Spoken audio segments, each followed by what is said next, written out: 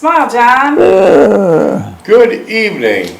It's August 23rd, 2025, and it's my pleasure and my distinct honor to be here with Mr. John J. Jeckovich. Oh, How you doing? good. You're looking well. You're looking well. Did you have a good day? Oh, yeah?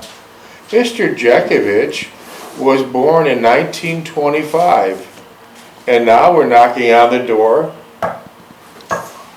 of 2025. Yeah, Where did 100 years ago? yeah. You said you blinked your eyes at 20, and now you're 100. Yeah. Where did it go? Who knows? Who knows? We're in Studio 6F, and we're going to be reading Mr. Jeckovich's book today. Mr. Jeckovich is from Company H, the 2nd Battalion of the 291st Regiment of the 75th Infantry Division of the U.S. Army during World War II. Mr. Jeckovich lives by the motto, yesterday is history, tomorrow is a mystery, and today is a gift, right, Mr. Jeckovich? Right. Enjoy every second. Enjoy every second, young boys and girls, because things could change very, very quickly. I assure you that. You know, enjoy every second. It's just the way it is. You never know what the future will bring. But how are you feeling today? Very good, very good. Thank you. You're looking well. Yeah, life is short, boys and girls. It's like you blinked your eyes, like Mr. Jeckovich said, at 20, and now he's 100. It went by very quickly. Life is strange in so many ways. You arrive with absolutely nothing. You spend your whole life chasing everything. I want a new watch. I want my kitchen remodeled. I want new tires on my car. I want a new house. This. Always asking. But ironically, you'll still leave this earth with nothing. So make damn sure your soul gains more than your hands. Make sure your soul gains more in your hands, right, Mr. Jeckovich? Right. We never seen a hearse pulling a U-Haul trailer, so you're not taking it with you. So maybe those material things aren't that damn important. Maybe they're not. Maybe they're not. Speaking of material things, this came in from the O'Reilly family from Kittery, Maine. Okay, 1 second, please. Let me look at it before we present it. It came from Ireland. Do you know what O'Reilly family from Kittery, Maine? No. No, okay. This came in. Let me see what it is, please. Oh, wow, that's beautiful. Jesus Christ. That's taken in your hands, Mr. Hold that up Jeckovich. for everybody to see. Where did that come from? It actually came from Ireland. That's Ireland. The where? Ireland. Yeah. This came all the way from Ireland? Yes. From the O'Reilly family in Kittery, Maine, but they had it made in Ireland when they were visiting, I believe. So that's nice. Beautiful. So when it gets cold here, you're going to have a nice turtleneck. Maybe when it gets a little chilly, October, November, that'd be a nice hang that up. I That's will nice. hang that up. Now, where did this come from? O'Reilly family from Kittery, Kittery, Maine. Maine, and From where? Kittery, Maine. they bought it in Ireland when they were there on vacation. Kittery, Maine. It's So they keep you in mind. A lot of people keep you in mind. it's one of the southernmost towns, I think, in Maine. It's Yeah. next to New Hampshire. Yeah. Yeah. So there you go. You could add it to your thousands of clothes you got. Thank you for. Thousands of the clothes. I've seen it. Your closet as big as most people's master bedroom. You're changing every day. You used to wear all your life corduroy pants, boots, and a sweatshirt. Now every day you're dressing up, which is good. This studio time gets you looking really Yeah, and nice. everybody sends them nice sweaters. It's, why not? Well, Yeah. Oh, and this came in too. you got an email just arrived. What's this all about? Let me look at it It's a before I nice read it. letter. This came in just now? Yeah, Okay. right there. Okay, let me take a look. Hey, this came in for you, Mr. Jeckovich. It's about 4 paragraphs long. You want me to read it to you? No, I'll read it. You want to read it yourself? Yeah. It's on the computer. Or you want me to read it out loud to you? Yeah. Would you like me to read it to you or you want to read it? I'll read it. Please present it to Mr. Jeckovich. Okay. Present it to Mr. Jeckovich. This came in for you today. Okay. Can you read that? Wait a minute. Can we make it bigger? Yeah. Hang on. You want reading glasses? No, I'll get it bigger. Okay. I remember how to do this.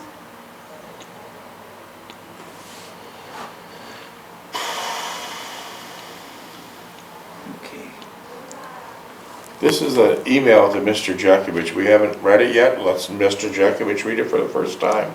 It's from Sean Davrisky. Let it do it. Campbell? Sean. Whoops. Oh, sorry. That's all right. I Yeah, gotta bring it back up. that's okay. It's pretty tricky reading off of an Can you email. read it? Yeah. Would you like to read it out loud or just to yourself? You want to read it out loud? No. Okay, let him read it by himself. We'll be quiet.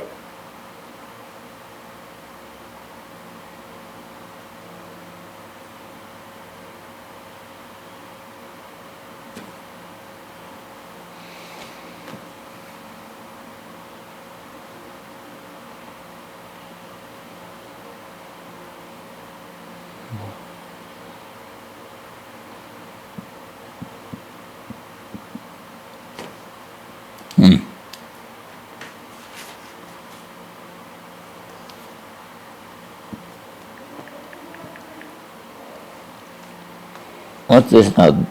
Years later, Mom took over her mom's house. Yeah.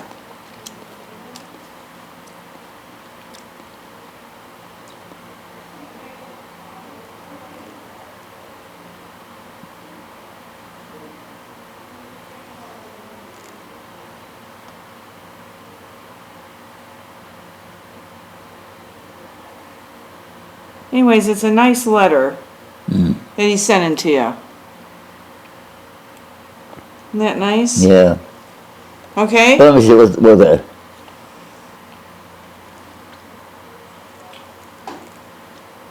Yeah. Okay. Nice letter. Nice letter. Please present it to me. I'll read it out Yeah, loud read it out because the loud. listeners have to hear what letters we It's a got. very nice letter. This is from Sean Davrisky, and he says, Where are you from? Iowa. Iowa. Iowa? Yeah. Let me try to get this thing read. Okay. Hello, John Jeckovich. It was good to hear from you. You had an amazing life. I think you're as tough as nails. Our grandpa turned 80 in 1983. Our mother asked him the same thing and talked about how fast did those 80 years go by. He snapped his fingers and said like that, "Isn't that the truth?" Yeah. I am 53 and it feels like I was a teenager just yesterday. Yeah, that's Yeah. a very important message. He does feel like a teenager. As I was trying to tell everyone, it's a short dance around the sun. It's going to go by quickly. So enjoy every day and enjoy every second. Because we're only visitors. I am 53 and it feels like I was a teenager just yesterday. It was good to hear how you took care of your family after losing your father. Family is the most important, taking care of them. I learned that from my mom, who will be 77 in September. Well, happy birthday. Happy birthday to your mom. She grew up near Valley Springs, South Dakota in the 1950s. Her dad left her and mom, her dad had left and her mom wasn't well. Mom said, Where her dad go? I don't know, her dad left and her mom wasn't well. Mom said she and her little brother Lee mostly ate ketchup on bread. Oh yeah, terrible. And that's reality today, folks. Many people. Many people. Mom took care of her mom and Lee. When they ran out of food and money, Mom tried selling their cow to the school bus driver. Mom was only 9. Wow. I can't imagine such a rough life. Yeah. Your family, you had a tough family there, beautiful family. Decades later, Mom took care of her mom, our grandma, in the nursing home. And then when her dad reappeared in 1983 with cancer, Mom took care of him. When our dad got cancer in 2021, Mom took care of him. And all this she did while raising 4 kids. Huge gardens, sewing wedding dresses at home while working in Sioux Falls to help keep the farm afloat during the bad times. So her mother made wedding dresses for people for an income, which is very nice. They live on a farm. Yeah. In the 1880s and 1890s, I have never known in my life such a strong and loving person. And it was those hard times that made her so strong.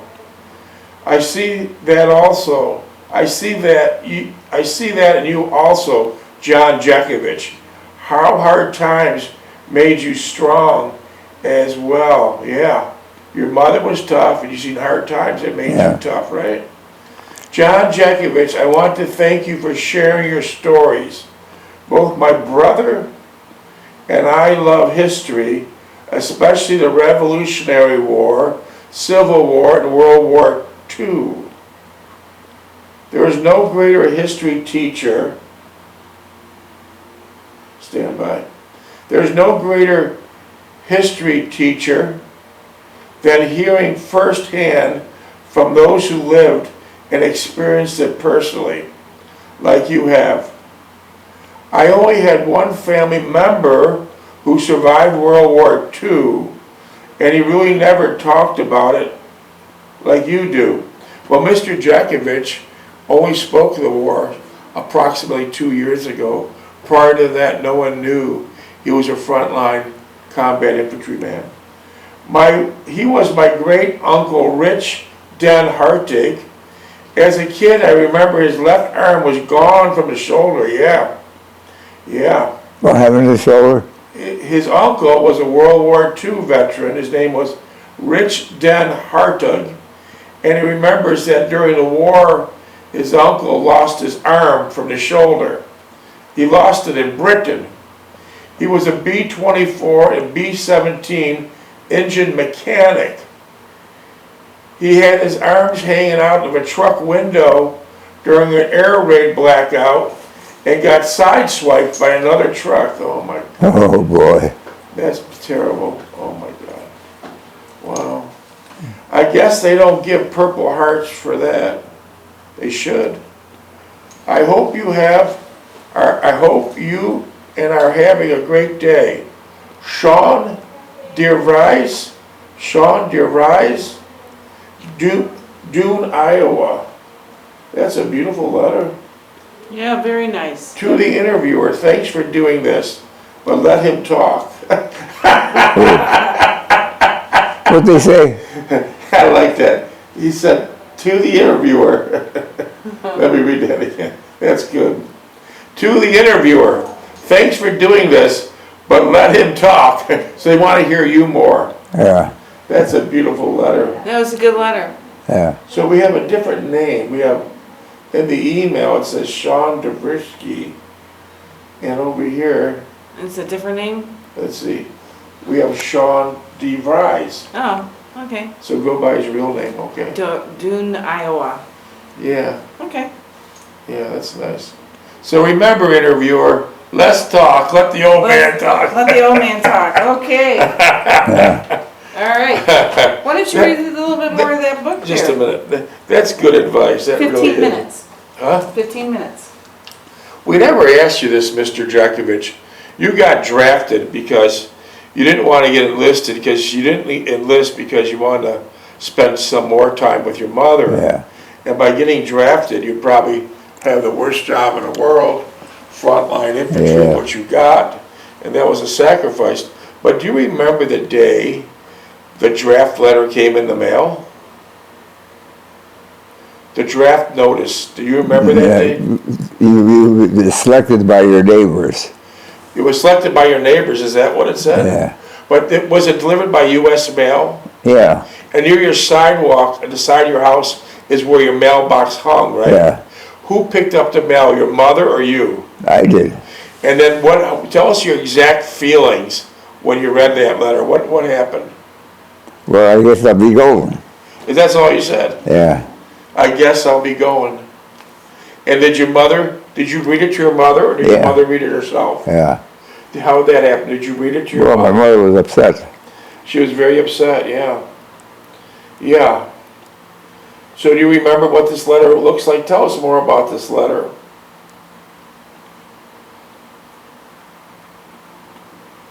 Tell us more about the letter. Was it a Western Union or was it regular mail? Western Union. Everything goes Western Union.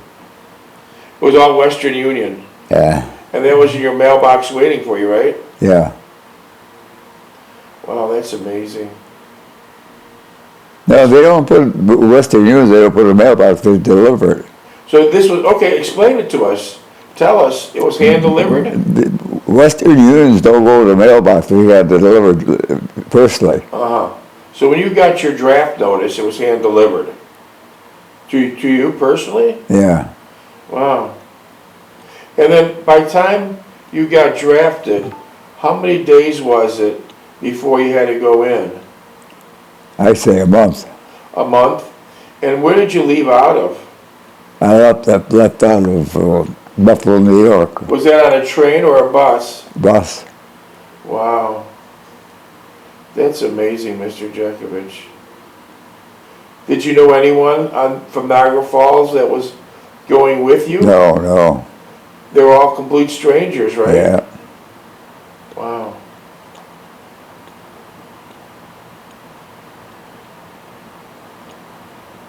Does that feel like yesterday too? Pardon? Does that feel like yesterday too? What? Does that feel like it just happened? Is a memory fresh in your mind? Is a memory still fresh in your mind? Yeah. So you want me to read more of the book? You want me to read more of your book right now? Yeah. Okay. I'm just looking for codes. Stand by, I'm just looking for some codes. Maybe if you give me your dog tag number, I can... 42965. Okay. Okay, stand by. Let me open it up. So, it came in by Western Union, in a month you're gone. But people should know that your other brother's enlisted. And when you get enlisted, at least back then, you get an easier job. What did your one brother do? What did your one brother do during World War He II? was in the Coast Guard. How about the other one? He was teaching Jeep recruits how to drive Jeeps. Did he have some special talent? Yeah, he hit a fire hydrant. So Mr. Jeckovich waited to get drafted so he could spend more time with his mother, and then of course she was on the front line. Yeah, they went with no arguments. They said, this is what we got to do, right? Yeah. This is what we'll do. Mr. Jeckovich was part of the most selfless and courageous operation in the history of mankind. They left their homes to help out complete strangers with whom they had nothing in common. You didn't know anyone in England or Germany. Especially over in Europe. You didn't know anyone there. Yeah. You just went. May we be worthy of these guys' legacy. And how can we be worthy of their legacy? I don't know. We'll try. We'll try. That's all we can do. And Mr. Jeckovich wrote this big, beautiful book. And how many pages was it? 849. Wow. We read it already once. We read the book in its entirety once. Now we're a second time around on chapter 10, and that chapter is titled church service in the Bulge, and this is when you're finally getting ready for active duty. And, you know, we ask a lot of repetitive questions, but how much is your book? And we're That's not for the sale. book is not for sale. It's never been about money. Mr. Jeckovich is okay there. The book was to give the younger generation a bigger and a better life, a simpler life, and a more wholesome life with emphasis on wholesome. So we're going to pick up when he's getting ready to go on the front line, and then we go from there. They just got off a transport ship and they landed on land. He got a little seasick, but otherwise he was not any worse for experience. I told him that we'd check all the equipment after the briefing and get our sleeping bags for tonight. So up to this point you didn't have any sleeping bags, right? You were sleeping on straw when you landed. No, we got all straw. Straw's all right. Yeah. I then asked him where he was sleeping tonight, and he answered, "You're talking to Post. He's the guy that delivers everything." I then asked him where he's sleeping tonight, and he answered in the motor pool area, about a half a mile from where we were. As Post would only one thought at a time, our curiosity was aroused. I asked him what his sleeping accommodations were, and he replied, "Why? In the Jeep. Where else?" So he sleeps in the Jeep. You can sleep in the Jeep. Yeah, Post, yeah. And that's true. I thought that was pretty democratic for a guy from New York City, with both parents attorneys and himself with a 3.5 years of college. I like Post. He was not like most of the other ASTPGIs. What's ASTP? Army Special Strength Corps. Okay. He was personable, and his candor was refreshing and enlightening. He did not try to impress anyone, nor Now, who's was... this you're talking about? What? Post? Yeah. He was Yeah. a good guy. Yeah. He cares if he did not bathe as often as everyone. Who cares if he did not bathe as often as everyone else? He certainly did not smell that offensive. Captain Droulard, how's Droulard? He's an old guy, yeah.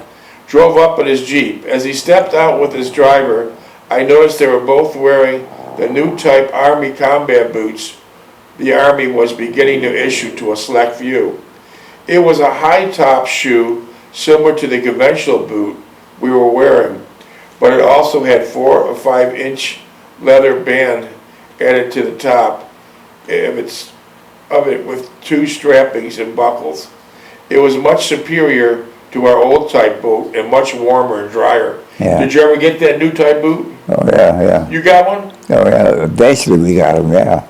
But first it was rear echelon and officers, right? Yeah. Yeah. I wondered when and if we would ever be issued up here. We gathered around Captain Droulard. For most of us, this was the first or second time we actually seen him since he came. They took over for Captain Goodnight back in Breckenridge. What happened to Captain Goodnight?